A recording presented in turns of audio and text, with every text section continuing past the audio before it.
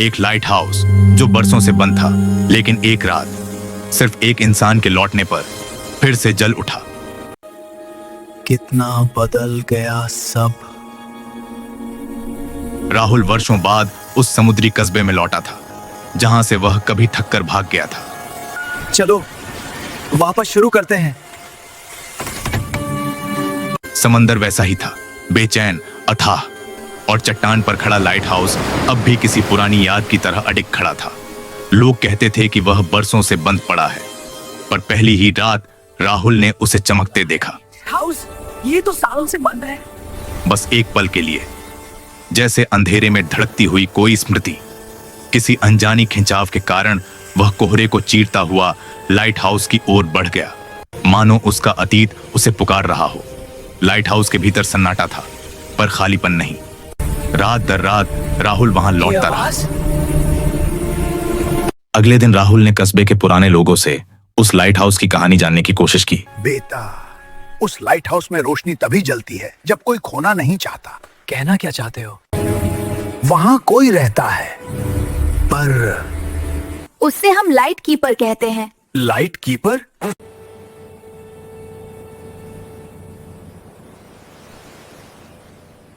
एक बार फिर अंदर देखता हो।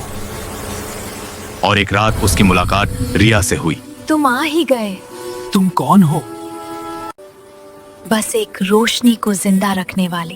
एक शांत, रहस्यमयी स्त्री जो मानो उसी रोशनी का हिस्सा हो।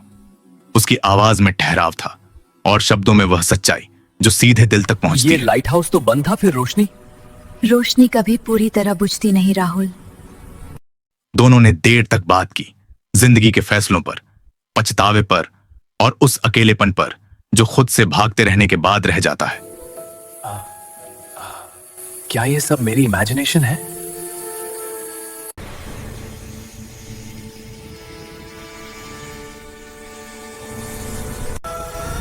रेया, आज फिर यहां हो? तुम वापस आए हो, मतलब तुम अभी भी रोशनी पर यकीन रखते हो? शायद। रिया के साथ राहुल को पहली बार ऐसा लगा जैसे कोई उसे सच में देख रहा हो। समय के साथ लाइट हाउस फिर से जीवित सा होने लगा। देखो समुंदर आज सुकून में है। दोनों ने मिलकर उसकी पुरानी कांच की लेंस साफ की। संभाल के, ये लेंसेज नाजुक हैं। बिल्कुल तुम्हारी तरह।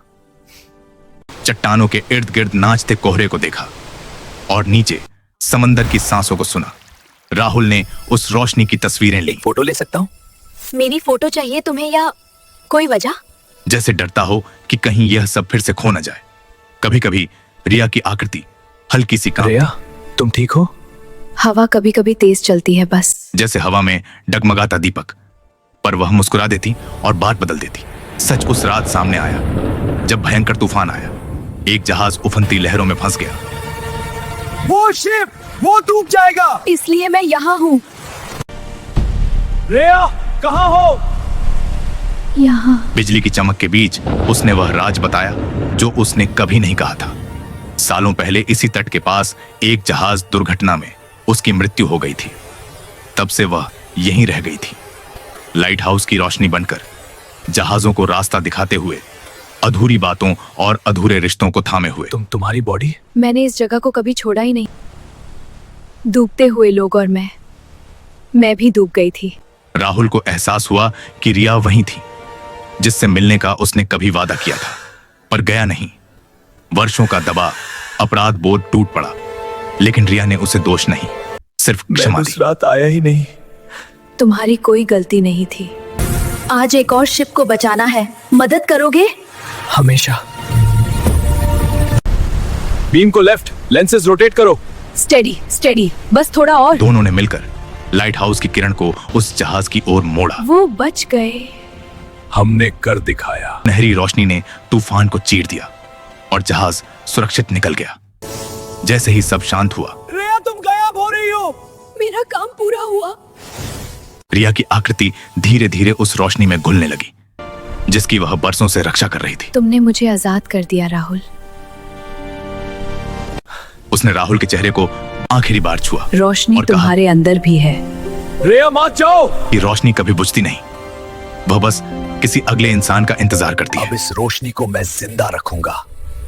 सुबह समंदर शांत था। राहुल वहीं रुक गया। उसने लाइट हाउस की मरम्मत की। रेया, मुझे माफ कर दो। अब किसी पछतावे के साए में नहीं, बल्कि सच्चाई के साथ।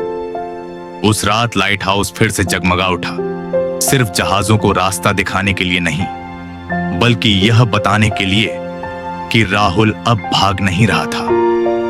वह नया प्रकाश रक्षक बन चुका था, भीतर की रोशनी को संभाले हुए, शांति के साथ।